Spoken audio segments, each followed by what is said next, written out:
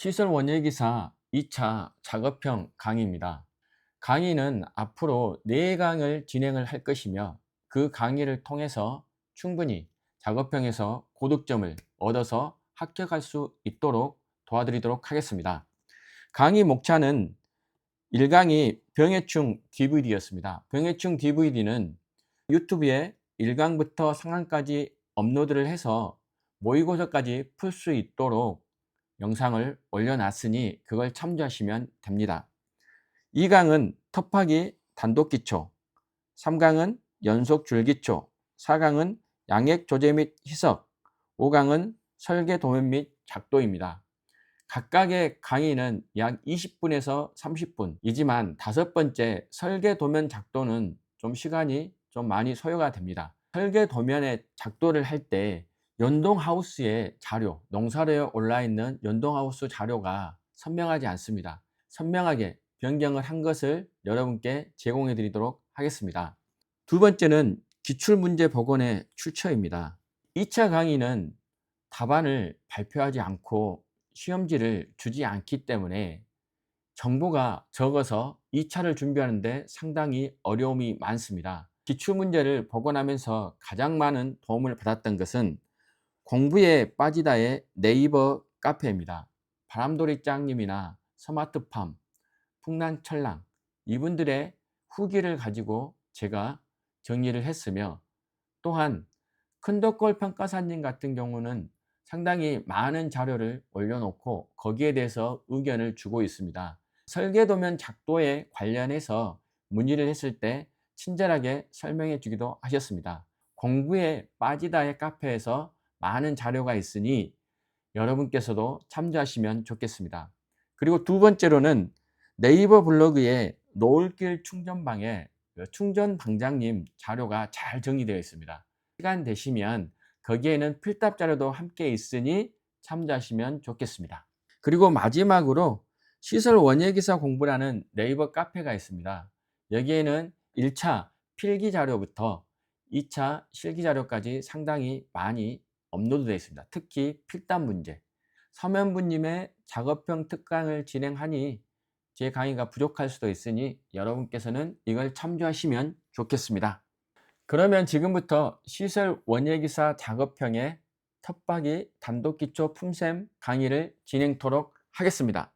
복원한 거에 따르면 문제에서 이와 같이 평면도와 단면도를 주고 여기에 텃밭에서 단독기초를 만들고자 할 때 여기에 대한 수량 산출서를 작성하라고 하고, 조건 중에 양단면 평균법, 그러니까 땅을 팔 때 이용하는 양단면 평균법을 산출하고 계산은 소수점 셋째 자리에서 반올림 하라고 되어 있습니다.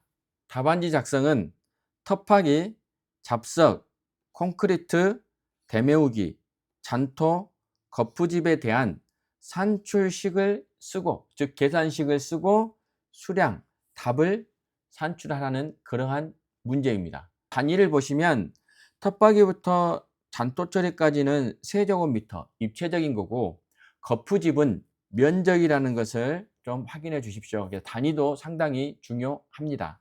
문제의 조건에서 텃밭기를 할 때 양단면 평균법을 이용하라고 했습니다. 양단면 평균법을 알아야 이 문제를 해결할 수 있습니다. 양단면 평균법이 무엇인지 살펴보도록 하겠습니다. 일정한 간격으로 떨어진 두 지점에 잘린 단면적, 양단면을 먼저 구하는 거죠. 양단면의 상면과 하면의 넓이를 구한 다음에 두 면적의 평균값을 구하고 거기에 두 면적 사이의 거리, 높이를 곱해서 전체 부피를 산출합니다. 그 전체 부피가 텃파기의 양이 되겠습니다. 양단면 평균법의 공식은 상면 더하기 하면을 더한 다음에 그걸 2로 나누어서 높이를 곱한 게 다음과 같은 그림이 됩니다. 사각 뿔대 모양의 그림이 되는데 A1이 상면의 넓이고 A2가 하면의 넓이입니다. 상면과 하면을 더한 다음에 2로 나누는 게 이 상면과 하면의 평균 넓이가 될 것이고, 두 단면 사이의 거리인 높이를 곱한 게 전체 텃파기의 양이 됩니다. 단면도에 참조하시면 A1의 넓이는 이렇게 될 것이고 B1의 넓이는 이렇게 될 겁니다. 그래서 이 넓이, 사각 뿔대의 이 넓이를 텃파기 한다고 생각하면 됩니다. 문제에서는 단독기초였는데 줄기초 텃파기의 양단면 평균법도 살펴보도록 하겠습니다. 이 그림처럼 길게 늘어진 줄기초라고 생각했을 때 하면의 길이가 A일 것이고 상면의 길이가 B일 것입니다. 줄기초의 전체 해야 되는 길이가 나올 겁니다. 그러면 이것도 똑같이 2분의 상면의 폭, 하면의 폭 A 더하기 B를 평균으로 나눈 다음에 A와 B, 상면과 하면의 길이인 높이를 곱하고 줄기초의 길이를 곱한 게 전체 줄기초의 텃파기를 해야 될 최적이 나옵니다. 그럼 이 공식은 2분의 상단 면적 그리고 하단 면적을 더한 평균값에다가 높이를 곱한 것과 같다고 생각하면 됩니다. 문제를 풀 때 첫 번째로 하셔야 될 것은 단위의 전환입니다. 텃파기가 보이면 단위가 세제곱미터입니다.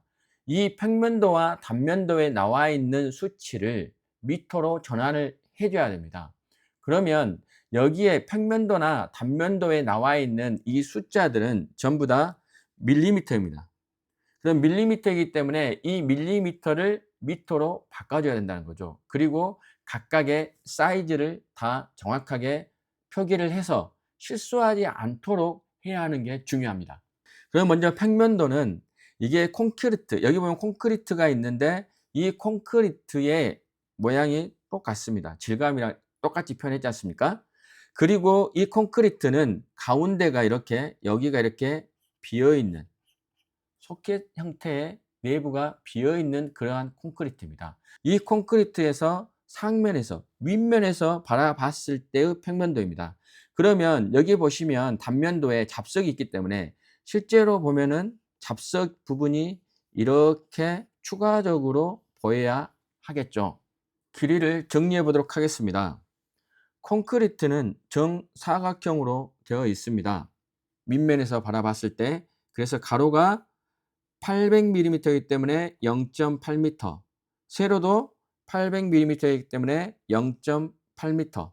여기에 내부 소켓 부분의 사이즈를 확인하셔야 되는데, 여기 보시면 단면도에 보시면 가로 세로가 정사각형으로 0.2m, 200mm이기 때문에 여기서부터 여기까지가 200mm이기 때문에 0.2m 라는 것을 확인하십시오.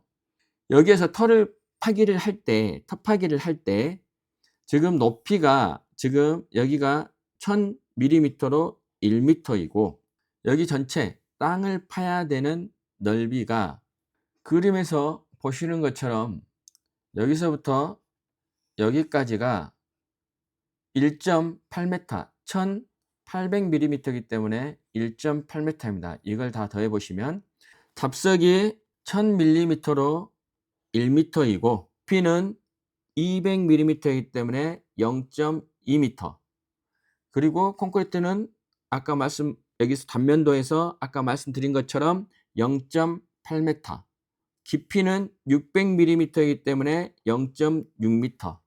여기 하단부에 파야 될 면적은 1.8m에서 300을 제거하고 양쪽에 300을 제거하면 1.2m라는 게 산출이 됩니다. 보기와 같이 평면도와 단면도의 각각의 길이를 정확하게 기입하는 게 실수를 하지 않는 첫 번째 조건입니다. 텃파기를 양단면 평균법으로 계산하라고 했기 때문에 이 상단의 넓이와 이 하단의 넓이를 구해서 두 개를 더한 다음에 2로 나누고 높이 1m를 곱해서 계산을 해야 합니다. 산출식의 공식은 상단 면적 더하기 하단 면적을 더한 다음에 2로 나누어서 높이를 곱해주는 게 텃파기의 답입니다. 그럼 계산을 보시면 정사각형이기 때문에 1.8m 곱하기 1.8m가 상단 면적이고 하단 면적은 1.2m 곱하기 1.2m입니다. 이 상단 면적과 하단 면적을 더한 값을 2로 나누고 높이가 1m이기 때문에 1m를 곱해주면 2.34 세제곱미터가 산출이 됩니다. 양단면 평균법을 어떻게 계산하느냐, 이것만 알면 쉽게 구할 수 있습니다. 다음은 잡석입니다. 잡석은 여기 부분을 잡석이 얼마를 차지하는가, 잡석의 부피가 얼마인가를 물어보는 겁니다. 부피는 가로 곱하기 세로 곱하기 높이입니다.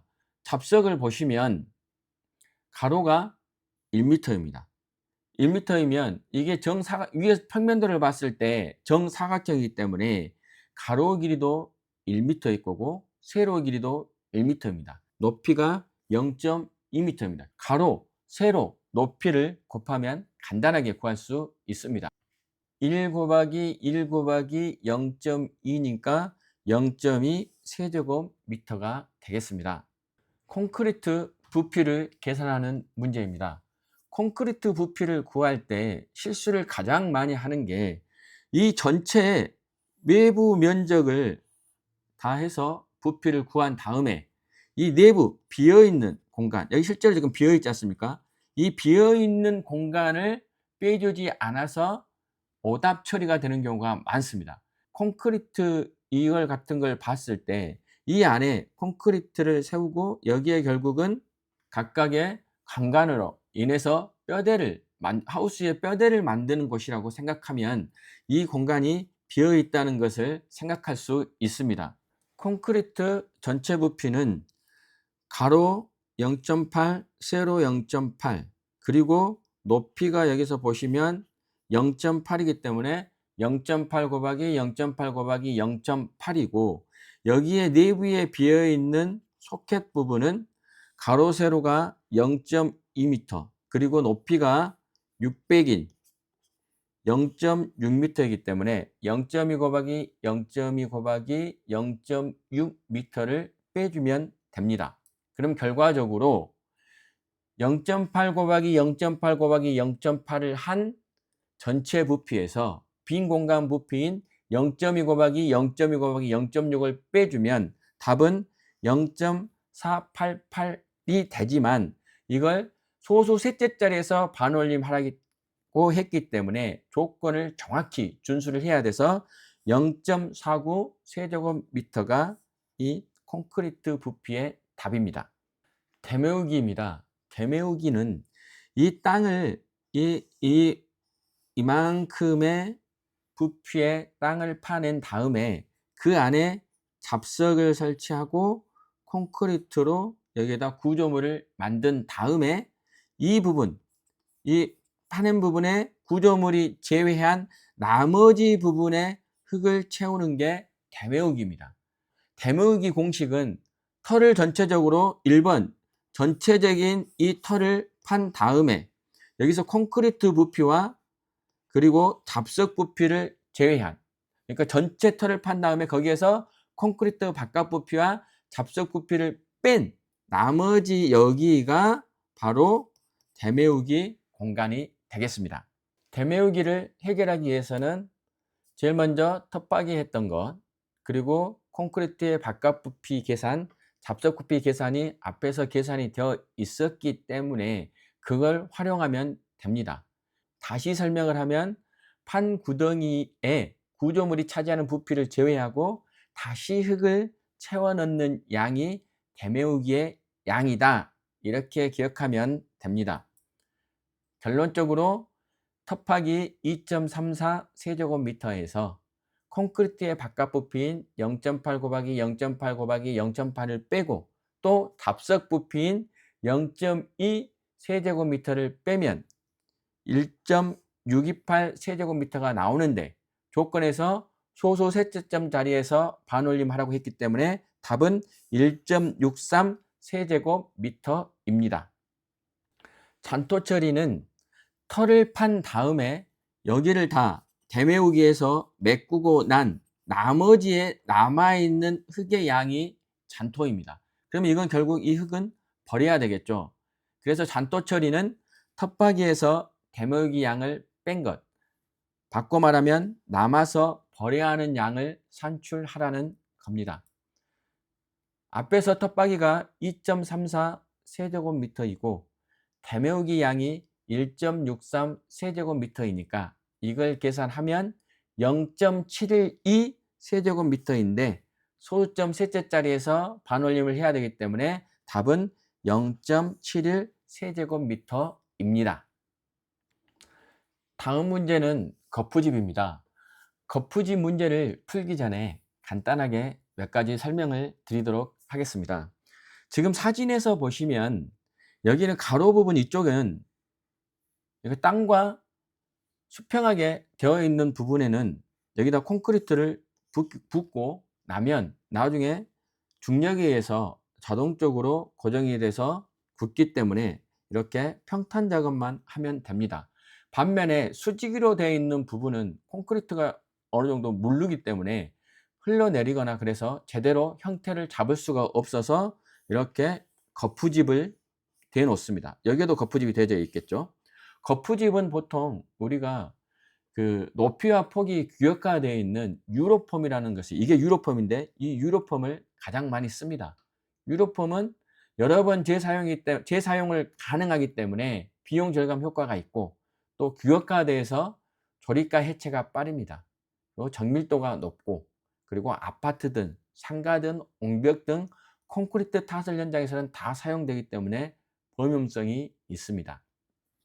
그럼 이와 같은 유로폼은 웨지핀을 이용해서, 웨지핀이라고 하는데 웨지핀을 이용해서 유로폼과 유로폼을 연결하는 고정핀이 있고 또 거기에 간격을 유지해주는 플랫 타일을 통해서 이 유로폼이 설치가 됩니다.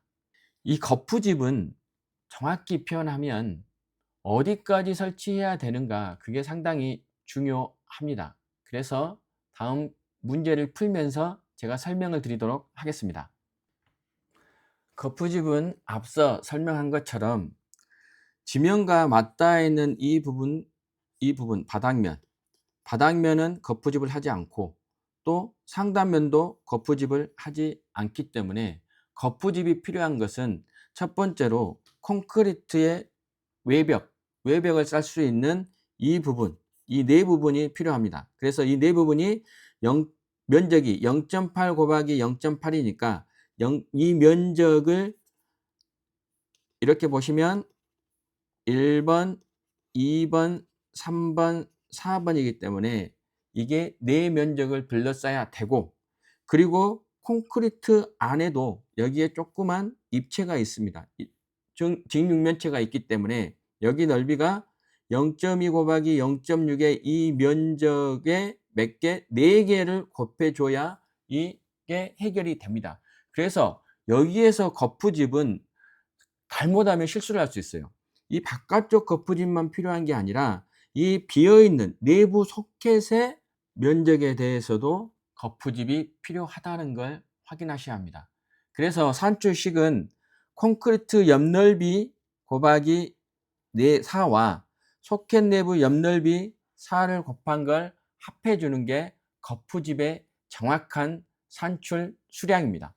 0.8 곱하기 0.8 곱하기 4에다가 0.2 곱하기 0.6 곱하기 4를 한 걸 더해주면 3.04가 거푸집의 정확한 산출 수량입니다. 다시 한번 강조를 하면 거푸집은 지면과 맞닿아 있거나 지면과 수평인 것에는 거푸집을 설치하지 않고 세로로 되어 있는 것은 시멘트가 흘러내리지 않고 굳을 수 있도록 거푸집을 대준다. 사면에 대준다. 그리고 비어있는 공간, 내부 소켓 부분이 빈 공간일 경우에 거기에도 반드시 거푸집을 설치해 준다. 이것만 기억하시면 이 텃밭이 문제에서는 어려울 게 없습니다.